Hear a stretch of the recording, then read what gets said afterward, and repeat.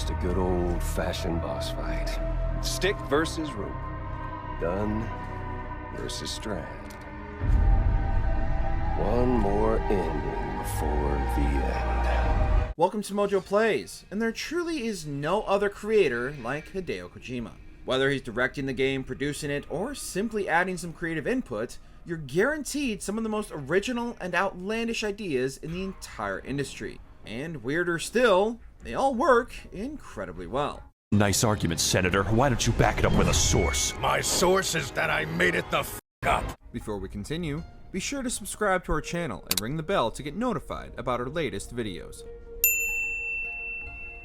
Solid as Snake, Metal Gear Solid 2, Sons of Liberty. We need to decide which monstrosity will have the privilege of survival.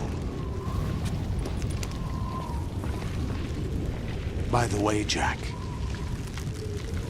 I was the one who killed your parents.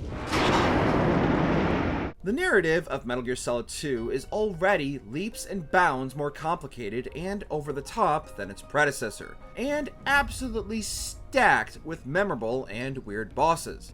But for our money, it doesn't get much weirder than fighting the President of the United States on the top of the US Treasury building after crashing a massive Metal Gear into New York. Solidus also comes equipped with his own Doc Ock style body armor, complete with additional arms that can fire missiles. And yet, even with this clear advantage over Raiden, he insists on using a katana as his main weapon during the encounter. Honor and all that, I guess. The entire encounter is surprisingly challenging, as Solidus isn't above cheap tactics, is absolutely insane, and could have only been envisioned by someone just as crazy. Never change, Kojima. Never change.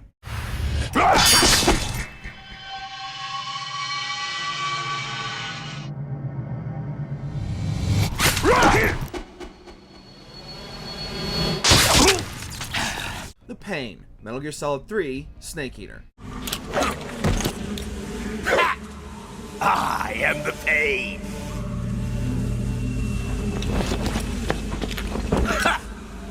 I will guide you to a world of anguish beyond your imagination. Unless you're allergic, bees are more of an annoyance than a real threat. But in the mind of Hideo Kojima, bees are as deadly as bullets in a gun. What is that? What is that? What is it? Oh, no, not the bees! Not the bees! The Pain's main weapon is exactly that. He can shoot bees just as easily as a gun, and can send swarms of the insects at Snake should he start to gain the upper hand. With over-the-top moves that will make the Ginyu Force blush with embarrassment, the Pain can also use his bee friends to shield him from damage. And halfway through the fight, he'll even start spitting hornet-sized bees and even bee grenades at Snake just for added weirdness. The entire encounter could have been much deadlier had he not picked the most inopportune arena to fight in which Snake can avoid many of his attacks by jumping into the water, the only true weakness of bees. The pain!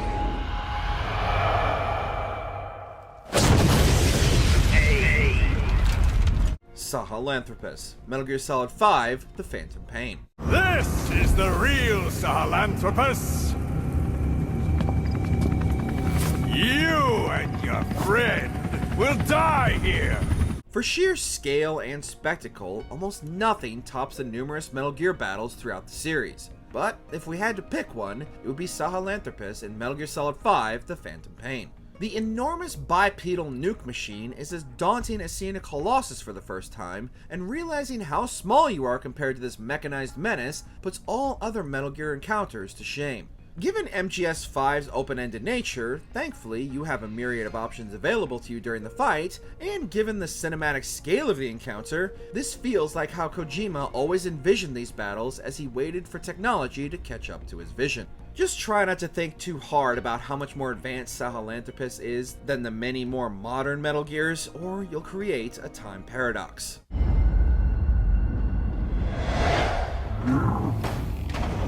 It's after you. You need to stop it, boss. Destroy Sahelanthropus. Crow Witch, Castlevania, Lords of Shadow.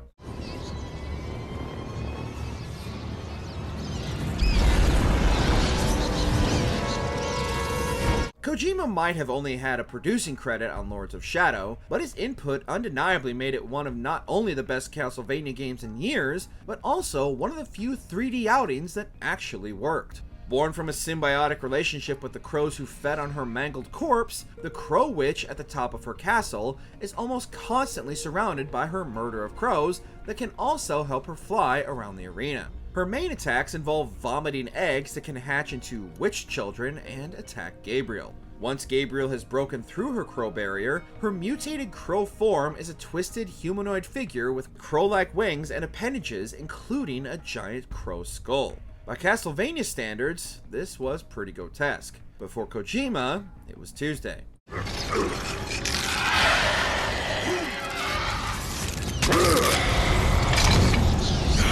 Psycho Mantis, Metal Gear Solid. Now, I will show you why I am the most powerful practitioner of psychokinesis and telepathy in the world. It's almost impossible to explain how mind-blowing the boss fight against Psycho Mantis was back when Metal Gear Solid was released. Kojima had already broken the fourth wall with Meryl's codec frequency, but with the Psycho Mantis encounter, he shattered it. Not only did Psycho Mantis mind control Meryl against you, but he also read your memory card and vibrated your controller, which was unprecedented for the time. The fact that you couldn't even properly fight Psycho Mantis without swapping the controller ports was so unbelievable that most players needed to wait for Colonel Campbell to suggest it before they would have even considered that was the only option. Psycho Mantis gave players a glimpse into the mad genius of Hideo Kojima and gave them an idea of the insanity and creative ideas that lay ahead of them as the series progressed. My mask. Put it back on. Okay. Like this, other people's thoughts force their way into my mind. Vannergand, Boktai 3, Sabata's counterattack. Naturally, any creature that also bears the title Beast of Destruction is going to be intimidating. But for Kojima's experimental vampire hunting handheld adventure, Vannergand is the stuff of nightmares. Sealed within the moon, Vannergand is a heaping mound of bloody flesh and teeth with countless swords sticking out of its back from previous attempts to kill it. Its massive claws are built from the bones of previous hunters, and its single unblinking eye dead center in its skull stares you down with unending hatred. Given this is a Kojima boss, the battle will routinely be interrupted by Vannergand monologuing, using Sabata to constantly taunt Django throughout their entire encounter. Boktai doesn't get the recognition it deserved with its inventive use of a solar sensor requiring players to go outside into the sun to charge it and use it as a weapon, which could only have come from the mind of Kojima himself. Senator Armstrong, Metal Gear Rising: Revengeance. We're spreading them just fine ourselves. Every American man, woman, and child. We're all sons of a patriots now!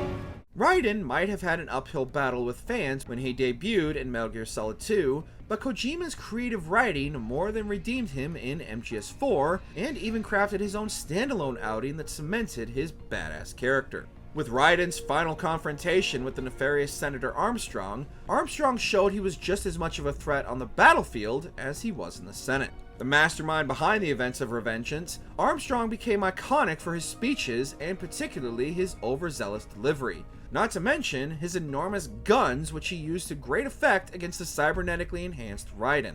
Armstrong represents the best of Kojima's strange creativeness, an infinitely quotable baddie with monologues to spare, and just enough over-the-top insanity to make his few appearances more memorable than the rest of the game. You carve your own path. Use whatever methods you see fit. Liquid Ocelot, Metal Gear Solid 4: Guns of the Patriots. The war is over. But we still have a score to settle. Kojima is known for making incredibly detailed backstories for his characters, but with Liquid Ocelot, making it so that Liquid Snake's severed hand would periodically possess Ocelot's body was a bit too out there even for him. Retconning the whole idea, Ocelot was instead hypnotized into releasing a mentally perfect version of Liquid to combat Snake. Weird, but within the world of Metal Gear, not the craziest thing that's ever happened. However, watching the two aging rivals duke it out on top of a Metal Gear Ray brings all the crazy history between them to its dramatic conclusion, and is everything fans of the series could have hoped for. As the two old men struggle to stand after repeated blows, headbutts, and other CQC attacks, the slow-mo hits and sweeping camera angles are accompanied by a ballad worthy of the encounter and is just pure Kojima cinematic gold. You're pretty good. You're pretty good. Pretty good. Higgs, Death Stranding. Just a good old-fashioned boss fight. Stick versus rope. Gun versus strand. For the entire length of your journey throughout the world of Death Stranding, Higgs was a constant nuisance, routinely antagonizing the player and Sam, but towards the game's conclusion, players finally get to face Higgs one-on-one and put an end to his world-ending antics. Naturally, because this is a full Hideo Kojima controlled masterpiece, this encounter is anything but a straightforward boss fight. At the start, the player needs to play a teleporting game of hide and seek, tracking down Higgs on the beach and throwing whatever package you can get your hands on to stun him long enough to attack him. The final confrontation is a more in-depth version of Snake's final confrontation with Liquid Ocelot, with Higgs and Sam squaring off in the murky waters of the beach, complete with fighting game health bars and a cinematic finisher on Higgs that's sure to leave a mark.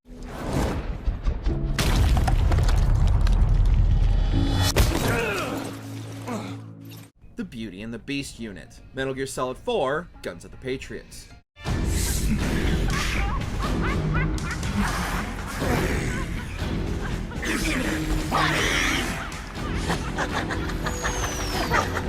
The Metal Gear series is renowned for its memorable bosses, and with the culmination of Snake's adventures ending with Guns of the Patriots, Kojima included an entire squad directly calling back to some of the series' most important bosses.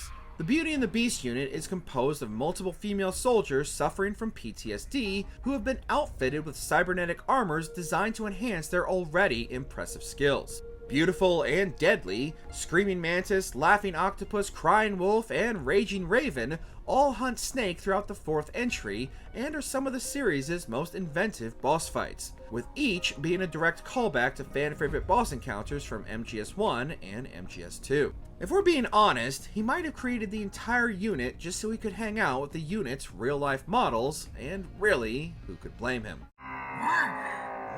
No vibration either! No more massages for you then.